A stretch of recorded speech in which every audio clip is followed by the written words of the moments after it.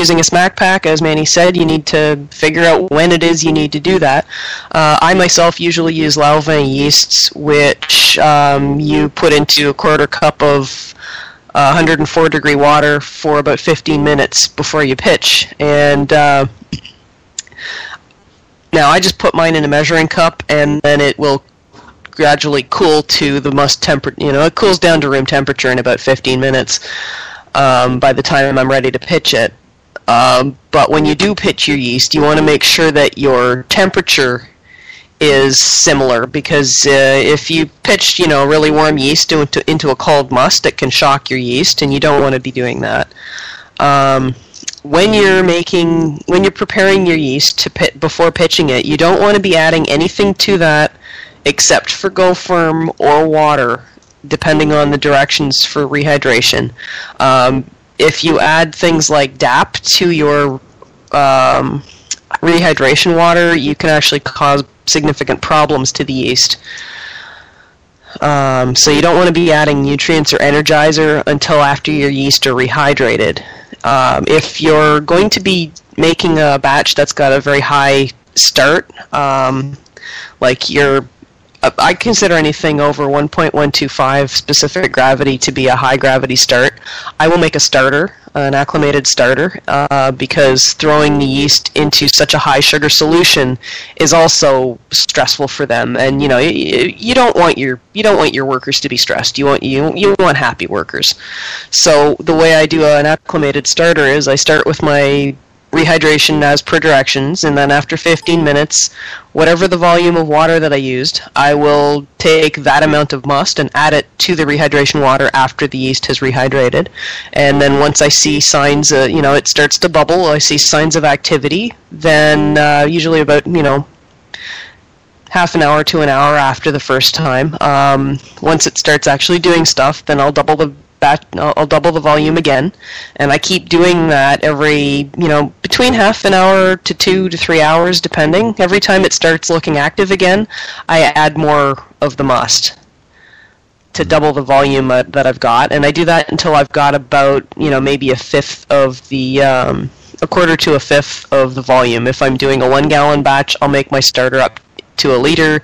If I'm making a 5 gallon batch, I'll make my starter up to a gallon. You don't have to be that precise about it, but the bigger the starter, the better the start you have for your yeast, especially if you treat it right. A lot of people use stir plates. I don't. I just swirl it around. But, anything's better than nothing, and also you have to remember to aerate it as well, so shaking it around a lot is a good idea. And also in preparation of your must, one of the things you want to do right before you pitch the yeast into it is whip the crap out of it. You want to get as much oxygen into that puppy as you possibly can, because the yeast are going to need that for when they're building up their colony. So I guess we're on to pitching. As I said, make sure your temperature's good. For nutrients, I usually add about half of my energizer at pitch. And Manny, you were saying you usually add your first dose of Fermade O? Yeah, I usually put I use Fermade O, which doesn't add DAP. It doesn't have DAP in it. It's so I'll put, if let's say I'm using 30 grams of it for the whole 5 gallon batch, I'll put the first 10 grams in maybe 10 or 20, just 10 or 20 minutes before I'm gonna pitch. I'll throw the Fermade O in there, and the way I do the Fermade O is I take a little bit of the must and dissolve the powder in that must first, and then throw that into the bigger batch. I don't know that it makes a difference. Like somebody else said once that even if you just pour the honey and don't even stir it and leave it on the bottom, the yeast will eat it. But I don't know that that's optimal. I like to make sure that it's well distributed, just like I hope that the yeast will be. But Fermade O has made my life a lot easier. I don't have to. Yeah, the thing with DAP is that DAP can be damaging to the yeast while it's rehydrating, and also they don't really want it until after they've really gotten going. But any other source of nitrogen that's not diammonium phosphate is a good idea to add a little bit at pitch for them. Now, I guess that's getting us on to lag phase. So this is the time between when you've pitched the yeast and when it actually starts doing something. That can be anywhere from, like, Joe's Ancient Orange, that can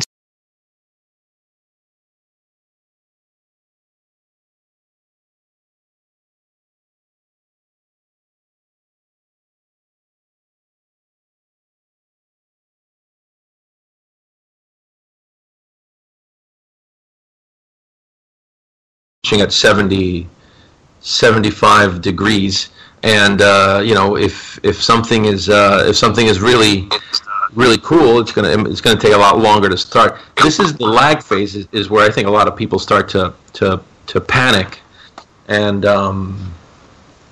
that's one of the things you got to try to avoid. Just because it hasn't started, don't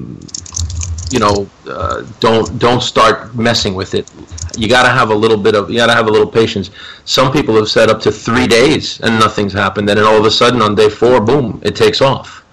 You just when you're in that lag phase, don't panic. A lot of people don't know what's going on with the lag phase. There've been a lot of studies that, and even scientists, I think, aren't 100% sure exactly what's going on. But I don't know. AJ, what do you think? Are you there? Yep, I'm here. Can you hear me? Yep. Okay, awesome. Sorry, Vicky was saying you couldn't hear me. Where was I? The lag phase, what it is the yeast is going from your very small amount of whatever was in your packet to a big booming colony of yeast that I'm not sure the mechanism by which it knows it's reached its critical capacity, but that's what it's doing. Is it's increasing. They're breeding. They're not chewing down on the sugar for any purpose other than making more yeast. So they're making more yeast, and they will keep doing that until they suddenly decide they've made enough yeast, and now they're going to make alcohol. And the point at which they start making alcohol is where you're going to start getting airlock activity, and you're going to start seeing a drop in your specific gravity. Or if you don't have a hydrometer, you'll start seeing bubbles. It'll look like it'll start being effervescent. It'll look like it'll look like a soft drink. Well, the one thing I forgot to mention was when you, right before you pitch, always, if it's optimal, it's to take a reading with your hydrometer, so you know where you're starting. A lot of people don't do that. Me being one of them. Right. Okay. Yeah. That brings up something I wanted to say. Brings up something I wanted to say when you were talking about just dumping the honey in the bottom. There's absolutely no reason not to do that, and in fact, I think it might even be easier on the yeast if you do that and don't mix it. But the problem with that is if you put your hydrometer in, you're not going to have any idea how much honey's in there. You're not going to have any idea when the yeast start working on it, and you're not going to have any idea how much alcohol you've got at the end. So that's why, personally, I'm too much of a control freak not to mix up my musts, so I know exactly what's going on in there. I mean, you can make estimations based on your weight of honey using the mead calculator to figure out approximately what specific gravity you should have based on how much honey you put in how much water. But I mean, you're always going to have variations on that. When you're making a recipe, it'll suggest this much weight, and it might give you a range of what the specific gravity should be. But you're not going to be able to estimate it exactly, because even the mead calculator doesn't know exactly what the sugar and water ratio in your specific honey is. So always trust your hydrometer. Right. But again, your hydrometer's only as good as your completely mixed must. Alright, so let's see, lag phase. Anything else? Yeah, typically the end of lag phase is when you start seeing you start seeing bubbles. You start seeing the specific gravity starting to go down, and that's when I start adding my DAP. And the whole time during this, you should be going in there a couple of times a day aerating it. I use a whisk on a bucket batch. I use the stainless steel slotted spoon, or one of those now one of those drill attachments, so I can sneak it into the carboys to whip it. Yeah, I don't typically do my primaries in a carboy just because I find managing it is difficult, and if you do decide to add something that makes it start to foam, it comes really fast out the top because of the neck of the bottle. So I'm happier with a bucket. I feel safer in a bucket. But again, I mean, it's what you use, what you've got, you use what you're comfortable with, and if you're not comfortable with what you got, you buy more stuff until you run out of room. Anyway, yeah. All right. So that, from there, I guess we're into the primary fermentation.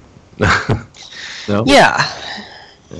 So that I guess when you're in once you start your primary fermentation, you're going to see that's like Vicky like AJ was saying, you're going to start seeing the bubbles. You're going to start seeing the airlock activity. Maybe. If everything's sealed up right. That's why the hydrometer is so important, because if you have any leaks in your cap and in your the top you have on your bucket or in the little cork or the bung, you're not going to see any of that stuff going on because the CO2 is escaping through whatever little holes are there. So the only way to really know that you're fermenting is to check that.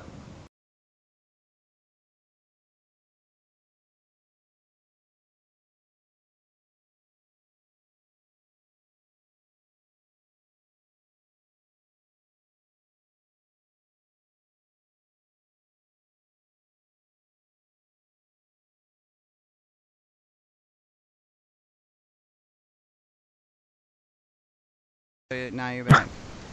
Oh, okay. Anyway, I don't know what yeah, I was up to tonight. What I was saying is without that hydrometer, you're not going to know. So it's really, really important to always keep that hydrometer next to the especially for this primary fermentation. Keep it there and check it often as you can and is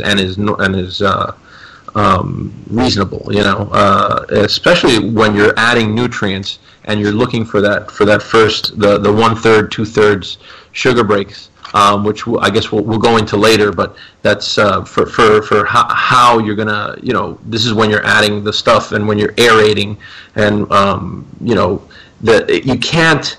Some people say, wait a day and then another, and after 24 hours add the second set of nutrients, and after 48 hours add the third.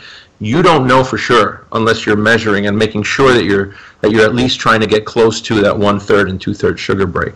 Otherwise, it's not going to be optimal, and you're going to stress your yeast, which is what we're trying to get out of. And can I interrupt for a second, Manny? Sure. One of the other things I forgot to say because I got distracted. The other reason that I like to mix my must completely is so that I know what the specific gravity is when I start, so that I know how to calculate where my sugar breaks are going to be. We haven't explained what sugar breaks are. Typically, your yeast can only use oxygen for about the first half of your fermentation. And it's only going to be able to use DAP for maybe the first third of your fermentation. So if you're using DAP, you want to make sure that any DAP that you're planning to add gets added by the time your yeast have done 1/3 of the work that they're going to do. Right. And after that, you don't add it anymore. Exactly. Yeah. Okay, you can have your section back again. Okay. So that's, and the other very important thing is if you're in a very I don't care if you're in a bucket or in a carboy and you have an active fermentation going on and you add and you add some nutrient, whether it be DAP or Fermate O or Fermate B or G or D or whatever the Fermate letters are these days, what